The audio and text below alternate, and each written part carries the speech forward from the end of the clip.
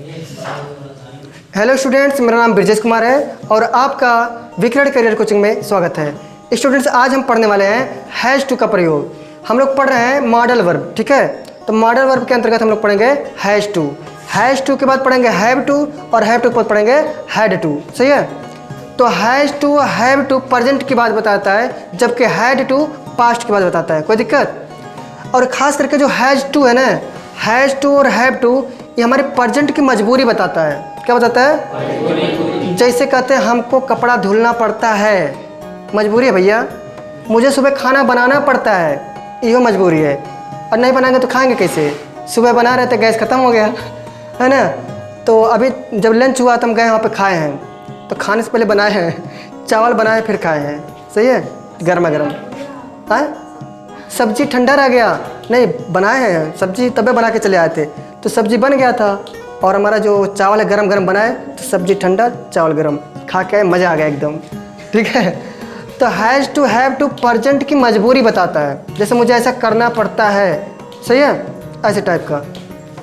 तो इसको हम देखते हैं। सबसे पहले पढ़ेंगे हैज़ टू का प्रयोग। हेडिंग कर लीजिए आप लोग, हैज़ टू, हैज़ टू का प्रयोग। सही है ना। आप लोग लिखो। पहली बात, मॉडल एक्सिलरी है तो आप लिख सकते हो मॉडल एक्सिलरी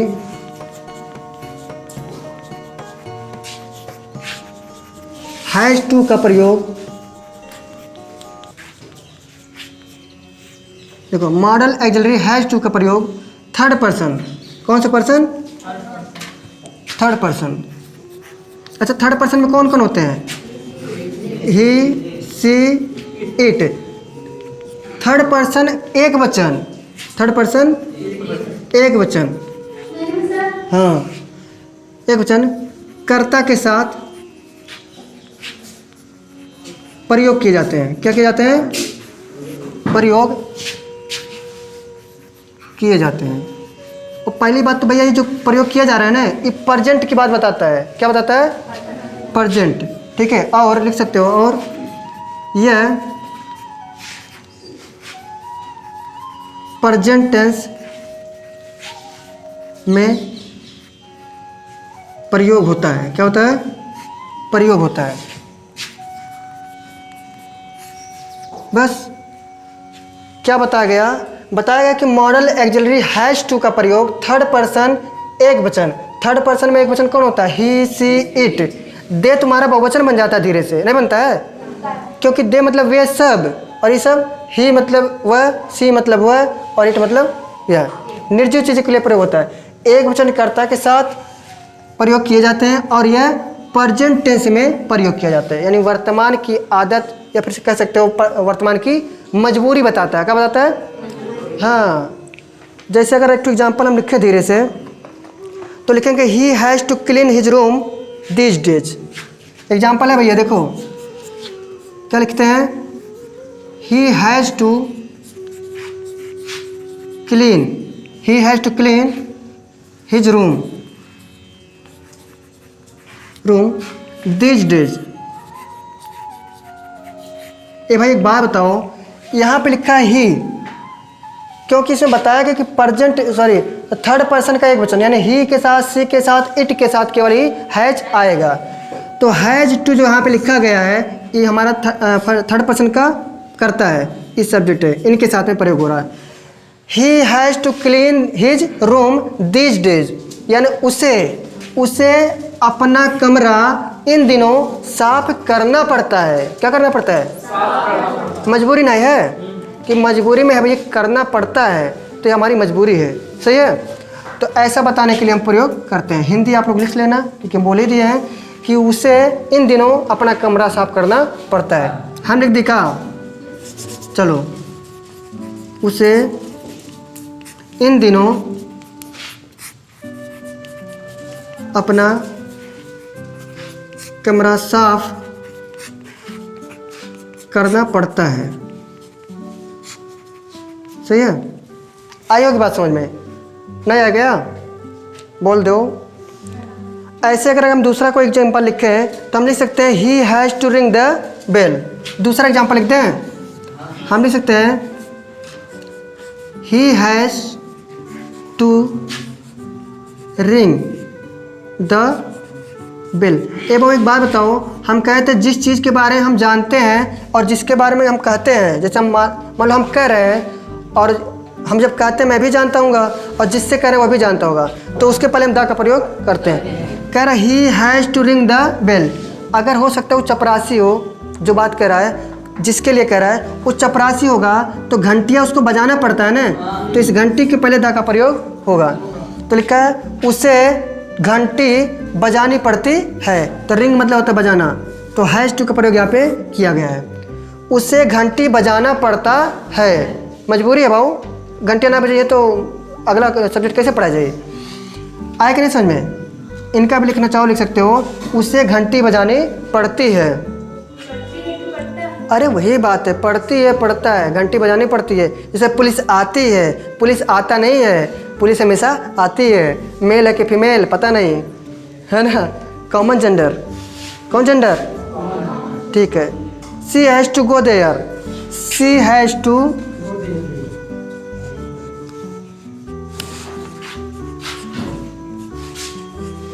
देयर। अच्छा एक चीज़ और तुम लोग को मन में नहीं आ रहा है कि सर जी हम तो हैज़ का प्रयोग जब करते तो परफेक्ट में आता था। किस में आता था? परफेक्ट में। और हैज़ जब हमारा परफेक्ट में आता था तो उसमें हम लोग क्या करते थे? वर्ब थर्ड का प्रयोग करते थे, नहीं करते थे? तो ये हमारा थर्ड का नहीं प्रयोग हो रहा है, इसमें फर्स्ट फॉर्म आ रहा है। हैज़ टू अगर प्रयोग होता है, हैव टू प्रयोग होता है, तो इसमें हम क्या करते हैं? फर्स्ट फॉर्म का प्रयोग करते हैं। समझ में आया? नहीं थर्ड नहीं, तो थर्ड होता है तो गॉन हो जाता है। सही है। सी लड़की है भाऊ, ही के लिए लड़का और सी के लिए लड़की। सी हैज़ टू गो देयर, उसे वहाँ जाना पड़ता है। सही है, उसे वहाँ जाना पड़ता है। तो यहाँ पे देखो सी के लिए जो बात था इनका भी एग्जाम्पल हो गया। अगर एक और एग्जाम्पल दे, Ram has to look after his parents. Ram has to look after his parents. इसका क्या मतलब हुआ? लुक आफ्टर मतलब होता है देखभाल करना, तो इसका मतलब गया राम को अपने माता पिता की देखभाल करना पड़ता है। बेचारा मजबूर है, बताओ, करना पड़ता है। तो माता पिता हैं वो भी बहुत पुण्य कमाए होंगे तब हैं, तो उनके माता पिता की देखभाल करनी पड़ती है। सही है। तो यहाँ पे हैज़ टू जो लिखा गया है ये भी उनकी मजबूरी है और मजबूरी का उनको रिस्पेक्ट करना चाहिए, उतना नहीं करेंगे। सही है कि नहीं है?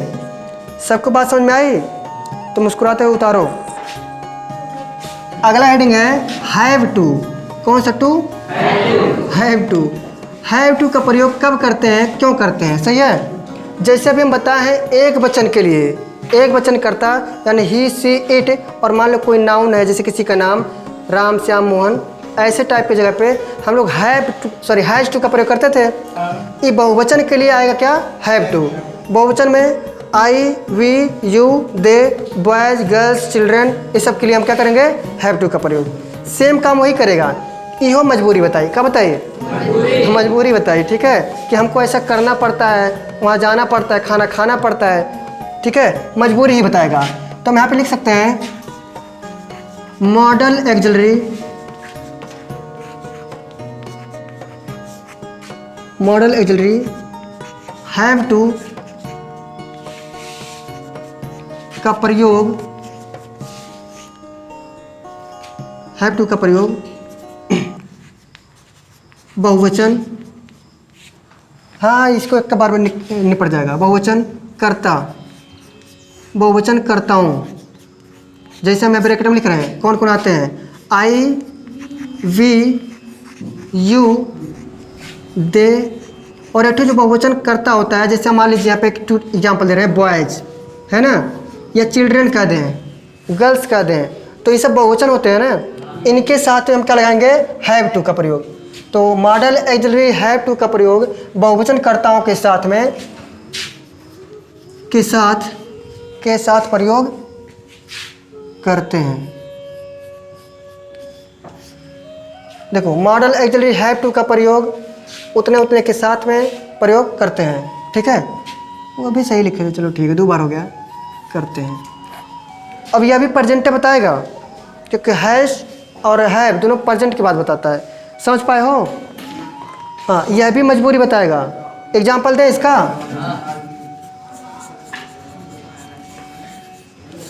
देखो एग्जाम्पल में अगर हम लिखते हैं I have to do this work daily. हाँ, आई हैव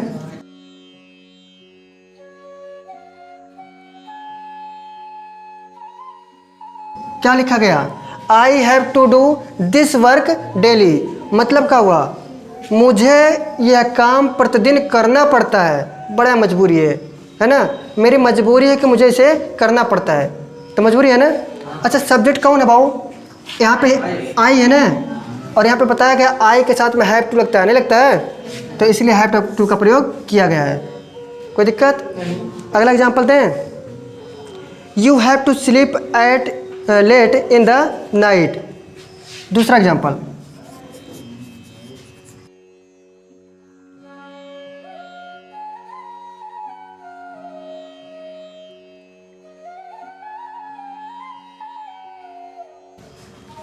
ये कह रहा है कि तुम्हें रात में लेट में सोना पड़ता है। काहे भाऊ, कुछ काम है का? हाँ, मोबाइल चलाना है, फ्री फायर पबजी है ना, तो उसे अच्छा दारू पे क्या नहीं, ये बात है। दारू से नीचे आओ, भी दारू रूप न जाओ, ठीक है। तो कुछ लोग हैं पबजी खेलने में रतिया जागते हैं, ठीक है। तो हमारे साथ में एक लड़का रहता था इलाहाबाद, वो बगल में हमारा पड़ोसी था एक प्रकार से कह सकते हो। वहाँ पे हम लोग पढ़ते थे। वो रतिया में 2-3 बजे हम लोग उठते थे कभी, तो कह रहे मारो मारो मारो, इधर से मारो, उधर से मारो। है भाई, कहाँ हो गया? सपना तो नहीं देख रहा है कि सपना में गया हो सकता है लड़ाई वड़ाई करने गया हो। तो 1 दिन 2 दिन सपना देखेगा, डेली वही सपना देखेगा वो। डेली मारो मारो मारो, इधर से मारो, फिर उधर से मारो। तो क्या कर रहा है भाई? एक दिन खटकाया दरवाजा, क्या कर रहे हो? खटखटाया, जब देखो कान में लगा है, वो ईयरफोन लगा लेते हैं, तो मार रहा है वहीं में जी रहा है, वहीं में खा रहा है, ठीक है। सुबह से स्टार्ट करते हैं, खाली उतना होता है चाय नाश्ता, उसके बाद चलो मिशन पे। जो नटू बच्चा है उसको मार के आते हैं। चाय नाश्ता हुआ, फिर ले लेता अपना गन वन, ठीक है, उसी में रहता है, गन ले लिए और तुरंत उसे मार मार के खुश हो जाते हैं। हम तो कहते पबजी वालों को बॉर्डर पे भेजना चाहिए। पबजी फ्री फायर उनको जो मारते हैं उनको बॉर्डर भेजो, वहीं पे लड़ाई करें बाकायदे, नहीं सही रहेगा? है, मार के चिक्कन करें। जब तक तोड़ेंगे नहीं तब तक छोड़ेंगे नहीं, जब तक उसको मारेंगे नहीं तब तक छोड़बे नहीं करेगा, खेलवे। अगला एग्जाम्पल दें। आज देखो यहाँ पे यू है कि नहीं है? ऐसे ही अगला एग्जाम्पल अगर मिलता है तो धीरे से इसको रखो। देखो अगला, हम कहना चाहें we have to get up early in the morning. We have to get up. देखो वी हैव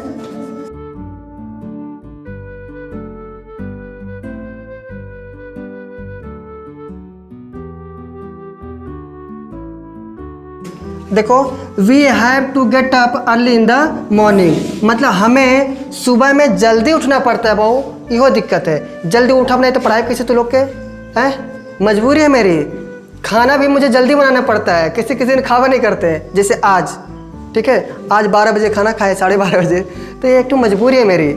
जल्दी उठेंगे तब खा लेंगे, नहीं तो वो नहीं हो पाएगा, तो हमारी मजबूरी है। आप लोग को भी जल्दी उठना पड़ता है क्योंकि तुम लोग को आना रहता है पढ़ने, सही है? ये भी तुम लोग की भी मजबूरी है। तो यहाँ हो गया we have to get up early in the morning, हमें सुबह जल्दी उठना पड़ता है। बन गया कि नहीं बन गया? और का अच्छा, तो धमाकेदार दूसरा टाइप के दें ताकि तुम लोग डर जाओ, ठीक है? तो इनको मिटा दे का? अरे चलो ठीक है, इसी में लपेट दे रहे हैं। हाँ, एठो देखो नया मुस्कुराता हुआ एग्जाम्पल। देखो अगला एग्जाम्पल है, कह रहे Ram and Shyam go to serve their parents. हाँ, नहीं तो राम एंड श्याम, राम एंड श्याम। अच्छा एक बात बताओ, यहाँ पे राम एंड श्याम लिखा है, राम एक वचन है कि नहीं है? और श्याम भी क्या है? जब दो सिंगुलर नाउन को एंड से जोड़ा जाता है तो क्या बन जाता है? प्लूरल। दो सिंगुलर नाउन को एंड से जोड़ते हैं धीरे से क्या बनता है? प्लूरल बन जाता है। और प्लूरल का नियम है, कहाँ गया हो? हाँ, अगर कोई भी प्लूरल है तो उसको हम क्या मानते हैं? उसके लिए हैव टू का प्रयोग करते हैं।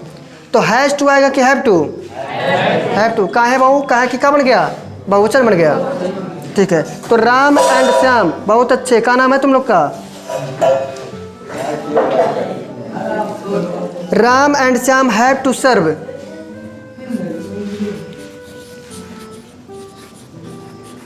टीचर। अच्छा, डियर पेरेंट्स,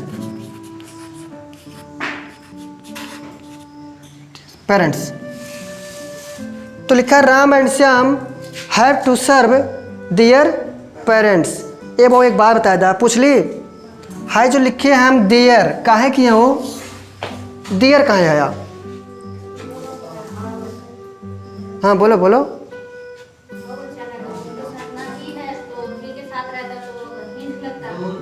अगर ही के साथ रहता तो हिज लगता है। और हाँ देखो बहुवचन हो जाते हैं तो बहुवचन के लिए यहाँ पे एक से अधिक है ना, तो उनको हम दे वाले श्रेणी से जोड़ते हैं। दे मतलब वे होता है और वे के लिए हम देम लगाते हैं और देम के लिए पसेसिव क्या बनता है? देयर। यानी दे का जो पसेसिव बनता है देयर, उसी हिसाब से, क्योंकि ये दो लोग हैं, दोनों का अपने के अर्थ में हम लगाएंगे देयर। ही रहता तो अपने के अर्थ में हिज लगाते, सी रहता अपने के अर्थ में हर लगाते, और ऐसे अगर यू है तो योर लगाते हैं। क्या लगाते हैं? ठीक है, तो ये बात समझ में आया देयर कहाँ आया? क्योंकि राम और श्याम दो लोग हैं और दोनों उनके माता पिता, सही है। यानी राम और श्याम को अपने माता पिता की सेवा करनी पड़ती है। तो दिक्कत है का? करना चाहिए ना, कर्तव्य है, नहीं तो शराब दे देंगे पीते रहना, ठीक है।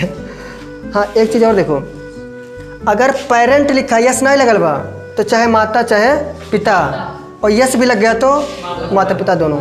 हाँ ये बात है, तो पॉइंट वाला है, ठीक है। कॉपी कर लो धीरे से, आया कि नहीं समझ में सबको?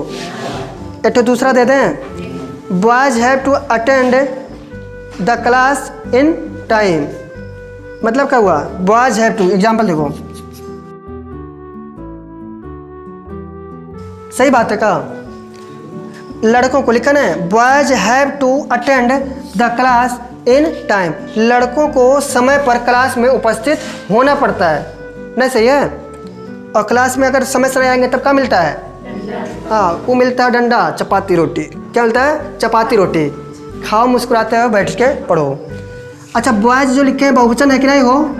क्योंकि हम यहाँ पे लिखे भी हैं, बॉयज हो गया, गर्ल्स हो गया, चिल्ड्रन हो गया, है कि नहीं? उनके लिए क्या आता है? Have to. हैव टू यहाँ भी आया, हैव टू। सभी को हैव टू का प्रयोग समझ में आया? वर्तमान की मजबूरी बताता है और हैव टू लगाता है। अगर बहुवचन है तब मुझे हैव टू लगाना पड़ता है, काहे? क्योंकि वर्तमान की मजबूरी बताना पड़ता है। आएगा ना समझ में? अब हम लोग पढ़ेंगे इसके आगे हैव टू का प्रयोग, सॉरी हैड टू का, ठीक है। इनको मुस्कुराते हुए मिटा दें, बहुत अच्छे। देखिए स्टूडेंट्स, अगला हमारा क्या है? हैड टू पढ़ना है। क्या चीज़? Had to. और हैड टू सबसे पहली बात जो हैड टू है पास्ट की बताता है। क्या बताता है? पास्ट की मजबूरी बताता है। और सबसे बड़ी बात ये चीज़ हो गया, ये भेदभाव नहीं करता है, बहुत वफादार है। क्या है? बहुत वफादार है, क्योंकि कहता है कि तुम चाहे एक वचन रहो चाहे बहुवचन रहो, हम तुम्हारा साथ जिंदगी भर नहीं छोड़ेंगे, जिंदगी के साथ भी जिंदगी के बाद भी। हाँ जैसे LIC कहता है नहीं, ऐसे टाइप का। मतलब क्या है? कर्ता एक वचन वाला है तब वो आएगा मुस्कुराते हुए, कर्ता बहुवचन है तब भी आएगा कैसे? मुस्कुराते हुए। और एक पास्ट की आदत को बताएगा। कोई दिक्कत? तो वैसी चीज़ को हम लिखते हैं, लिख दें? लिख दो मॉडल एक्सिलरी हैड टू का प्रयोग। मॉडल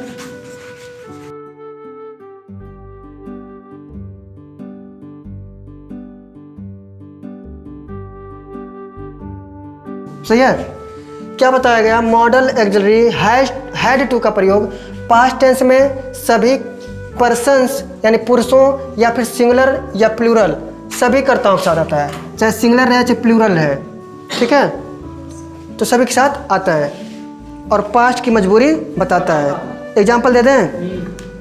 हम लिखना चाहें लिख दें I had to sing a song on the stage. लो यो बात सुन लो, मुझे एक गाना स्टेज पर गाना पड़ता है, बड़े मजबूरी बात है भाई।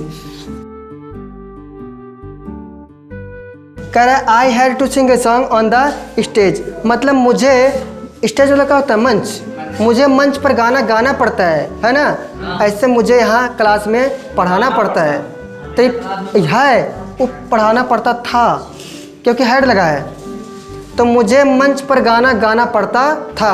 हम गलती से बोल दिए, सॉरी, ठीक है, मुंह से निकल गया। तो कहने का मतलब पास्ट की घटनाओं को बताएगा तो हैड टू लगाएगा, सही है। अगला एग्जाम्पल लिख लें, you had to read the poem. बहुत अच्छा। He had to read the poem मतलब क्या हो गया, उसे कविता पढ़ना पड़ता था। क्या करना पड़ता था? पढ़ना पड़ता। लर्न होता तब होता, याद करना पड़ता था। सही है, तो उसे कविता पढ़ना पड़ता था, खाली इतना नहीं पढ़ दो छुट्टी ले लो। सही है।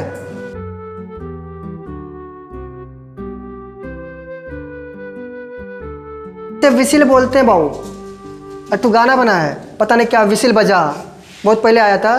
कौन था वो हीरोपंती? विसिल बजा, पता नहीं कैसे कैसे गाना गा देते हैं, विसिल बजा। अच्छा, विसिल कौन बजाता है? ट्रैफिक जो चलता है ना, ट्रैफिक पुलिस भी विसिल बजाते हैं। आता नहीं, बच्चों वाला सीटी जैसे रहता है, ऐसे वो लोग भी बजाते हैं, तो बच्चों वाला नहीं रहता है वो। तो यहाँ पे लिखा द गार्ड, है ना, the guard had to blow the whistle, यानी गार्ड को क्या बजाना पड़ता था? सीटी बजाना पड़ता था। इस टाइप का सीटी नहीं बजाएंगे वो, ऐसा बजाएंगे लतिया उठेंगे उनका अलग से स्पेशल रहता है, ऐसे बजाएंगे तो लतिया जाएंगे, तो उनका रहता है अलग से सीटी। और सीटी का एक सिंबल भी होता है कि 2 सीटी बजाने का मतलब है, 2 ठो लगातार बजाने का मतलब है, 3 ठो बजाने का मतलब है, लगातार बजाते बजाते रहने का मतलब है। सबका सिंबल होता है। पढ़ाया जाता है उन लोग को सबसे पहले, ट्रेनिंग देते टाइम। हाँ, स्काउट गाइड वाले भी आते हैं, सिखाते हैं, एक सीटी का ताली का मतलब सब बताते हैं। आया कि नहीं समझ में सबको? और कोई एग्जाम्पल? तो अगला लिखते हैं हम, दे हैड टू रिजाइन।